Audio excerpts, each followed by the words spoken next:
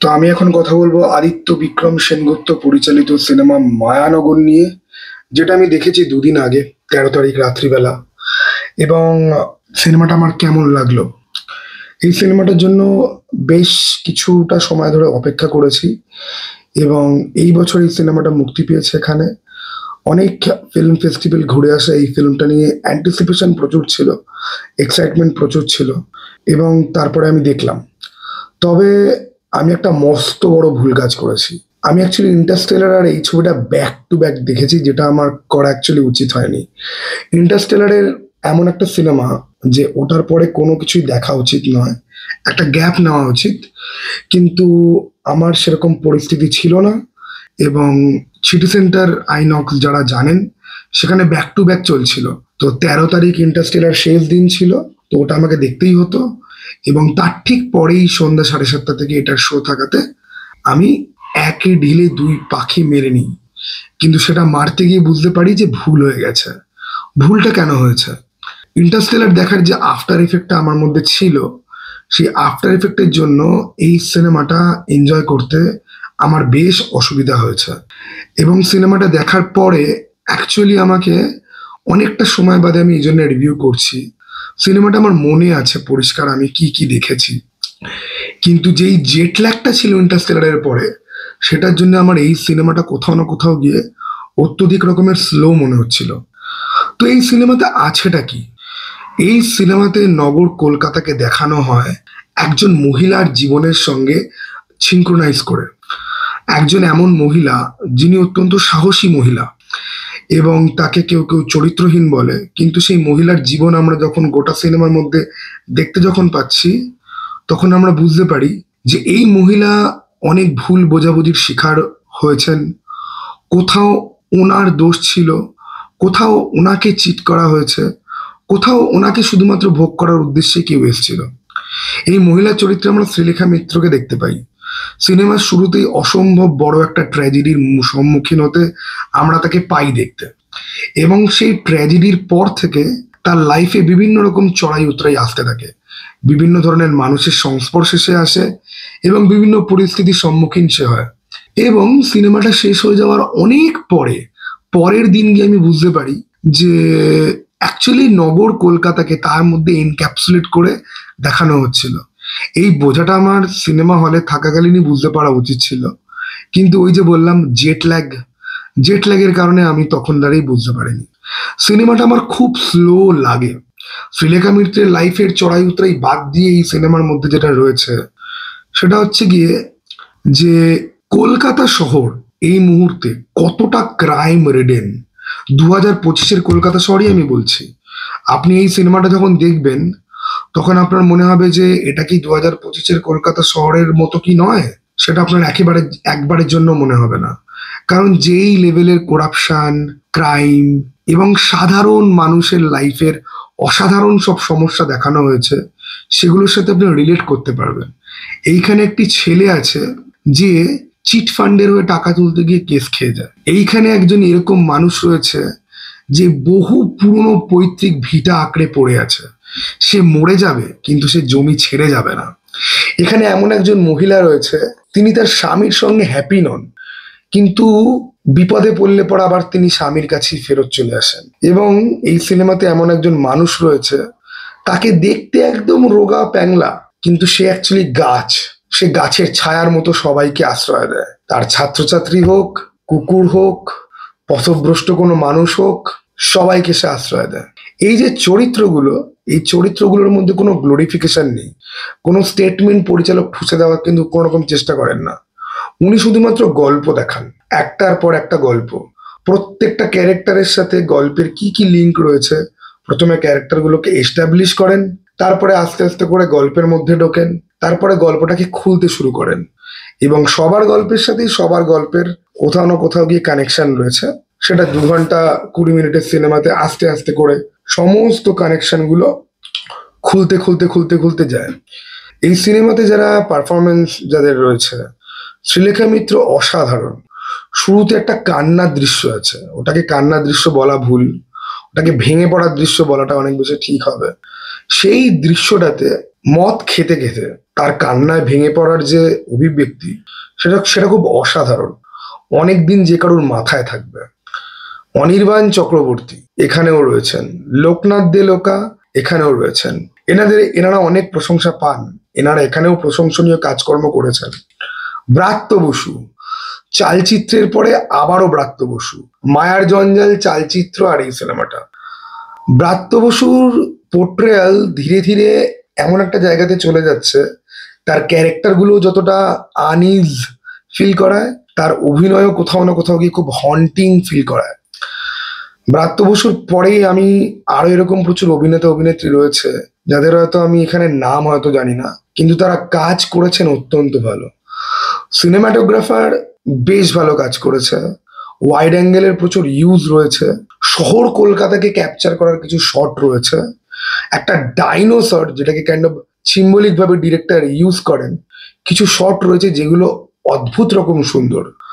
এবং এই সিনেমাতে না প্রচুর সিম্বলিজম রয়েছে। একটা সিম্বলিজম আমি বলছি, ওটাকে সিম্বলিজম না বলে খালি না প্যারালালও বলা যায়। দুটো কুকুর, তাদের মধ্যে মেটিং, তাদেরকে ব্রিডিং করানো হবে, আর দুটো মানুষ। এত তাড়াতাড়ি শটটা চেঞ্জ হয়ে দুটো কুকুর থেকে দুটো মানুষে আসে, বুঝতে পারা যায় যে ডিরেক্টর এখানে কি বলার চেষ্টা করছে।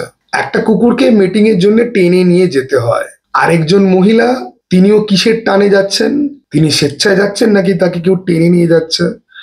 এই ধরনের প্রচুর ছোট ছোট জিনিস রয়েছে যেগুলো ডিরেক্টর ছুড়ে দেন আপনার দিকে।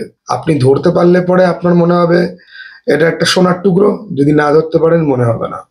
এই সিনেমার অন্তিম একটা শট রয়েছে যেটা মেবি এই সিনেমার সব থেকে গুরুত্বপূর্ণ এবং অর্থপূর্ণ শট।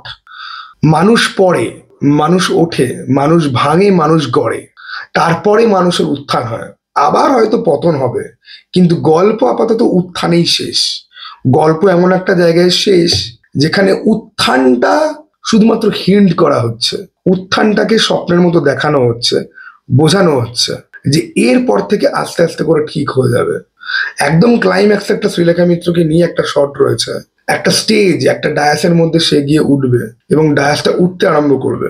আসলে ডায়াসটা উঠছিল না, ওটাকে সিম্বলিজম হিসেবে ইউজ করা হয়েছে যে শ্রীলেখা মিত্র যে অ্যাকচুয়ালি নগর কলকাতাকে এমবডি করে, ওকে, তার জীবনটা আস্তে আস্তে করে এবার উঠবে। অনেক অন্ধকার রাত সে দেখে নিয়েছে, অনেক ঝকমকে দিনও তার দেখা হয়ে গেছে।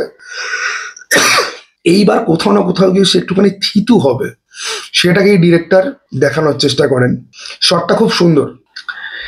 এই সমস্ত কিছু ভালো, যা যা আমি বললাম, এই সমস্ত কিছু ভালোর পরেও কিছু জিনিস রয়েছে যেটা এই সিনেমাটাকে না কোথাও গিয়ে হোল্ড ব্যাক করে রাখে, অন্তত আমার চোখে। এই সিনেমার যে খারাপগুলো না, সেগুলো একান্তই ব্যক্তিগত, খুব সাবজেক্টিভ। দেখুন, এই সিনেমাতে স্ক্রিপ্টে কোনো ফ্ল নেই, না তো ফিল্ম মেকিং টেকনিকে কোনো রকম ভুল আছে, না তো এরকম কোনো গাঁজাখড়ি জিনিস রয়েছে বা কোনো ভুলভাল ইনফরমেশন রয়েছে যেগুলো নিয়ে খিল্লি করা যায়। এই সিনেমার যে বাজেট সেটা একান্তই ব্যক্তিগত, এই জন্য কারণ সাবজেক্টিভ। আমার কোথাও গিয়ে মনে হয়েছে আমি এই ধরনের গল্পে এত বেশি অভ্যস্ত। পরিচালক টুইস্ট দেওয়ার চেষ্টা হয়তো করছেন, হয়তো করছেন না, মনে তো হয় করছেন। সারপ্রাইজ, শক ভ্যালু যেগুলো দেওয়ার চেষ্টা করছেন, সেগুলো আমার কাছে বহুত প্রেডিক্টেবল, কারণ আমি এই ধরনের গল্প পড়ি, এই ধরনের সিনেমা দেখার আমার হ্যাবিট আছে। বাংলা সিনেমার নিরিখে ও অত্যন্ত অসামান্য ফিল্ম হয়তো হয়েছে, কিন্তু না, এই সিনেমাটা খুব একটা অসামান্য নয়। আমি এর থেকে ভালো বাংলা সিনেমা গত 2-3 বছরে ইন্ডিপেন্ডেন্স স্পেসে আমি দেখেছি। অসামান্য হয়তো নয়, কিন্তু যথেষ্ট অর্থবহ একটা সিনেমা তৈরি হয়েছে। কিন্তু সিনেমার সারপ্রাইজ ফ্যাক্টর যেরকম আমার জন্য কাজ করে না, ঠিক সেরকম কাজ করে না সিনেমার গতি। সিনেমার গল্প বলার গতি আরেকটু ফাস্টার যদি হতো, সাধারণত এই টাইপের কমপ্লেন্ট আমি করি না, কিন্তু এখানে এই প্রেডিক্টেবিলিটি ফ্যাক্টরের জন্য আমার কোথাও গিয়ে মনে হয়েছে আরেকটু গতি নিয়ে যদি দেখানো যদি যেত তাহলে খুব ভালো হতো।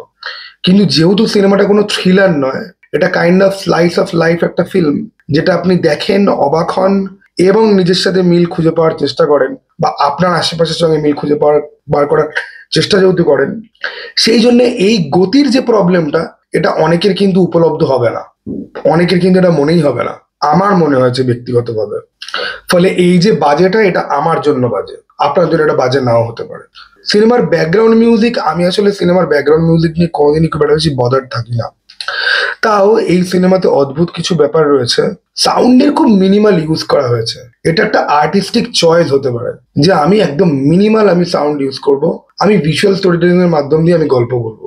আমাকে ফিলিংস এনহ্যান্স করানোর জন্য ব্যাকগ্রাউন্ড মিউজিক ইউজ করার দরকার নেই। আমি ভিজুয়াল ওয়েতেই ফিলিংস আমি এনহ্যান্স করাতে চাই, দর্শকের কাছে ওভাবেই স্টোরি আমি আনফোল্ড করব। এটা হয়তো ডিরেক্টরের মাথায় হয়তো চলেছে, বাট আমার মনে হয়েছে মিউজিকের ইউজ আর একটু বেশি যদি থাকতো তাহলে সিনেমাটাকে ফিল করতে আর একটু ইজি যেন হতো, আর একটু বেশি কানেকশন হয়তো ফিল করা যেত। Again, this is not a flaw, এটা সম্পূর্ণ ব্যক্তিগত চয়েস। পরিচালক করতেও পারতেন, নাও করতে পারতেন। আমার মনে হচ্ছে করলে পরে আমার জন্য হয়তো ভালো হতো। তো এই হচ্ছে কি আমার বক্তব্য। ইন্টারস্টেলারের মতো সিনেমার পরে এই ধরনের সিনেমা দেখা উচিত নয়। 180 ডিগ্রি একটা টার্ন আছে, কিন্তু দুটো সিনেমার মধ্যে আবার অদ্ভুত একটা মিলও আছে।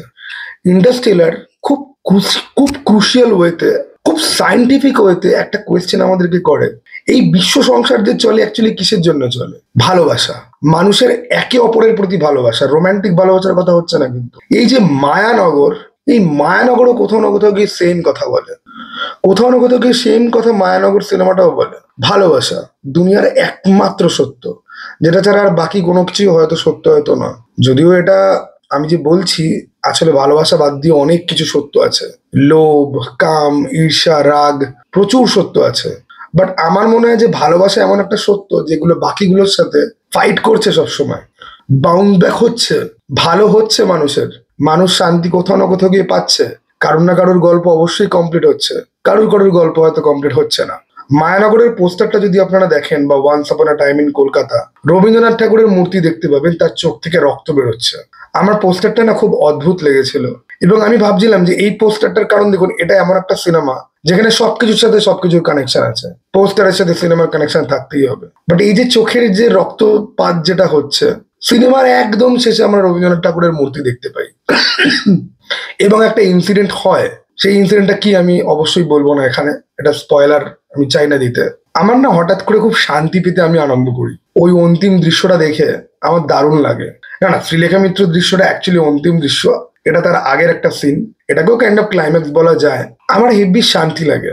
আমার মনে হয় যে রবীন্দ্রনাথ ঠাকুরের মূর্তির ফাইনালি একটা ভালো ইউজ হলো, ঠিক আছে।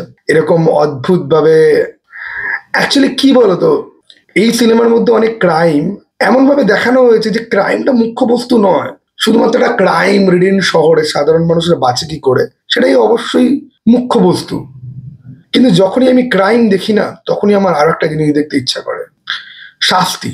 আর সেই শাস্তিটা যেমন তেমন শাস্তি নয়, বিধ্বংসী শাস্তি, লাইক তছনছ, অ্যানাইহিলেশন, এক্সটিংশন লেভেল, ঠিক আছে, ইরাডিকেশন। ওকে, আমার দেখতে ইচ্ছা করে।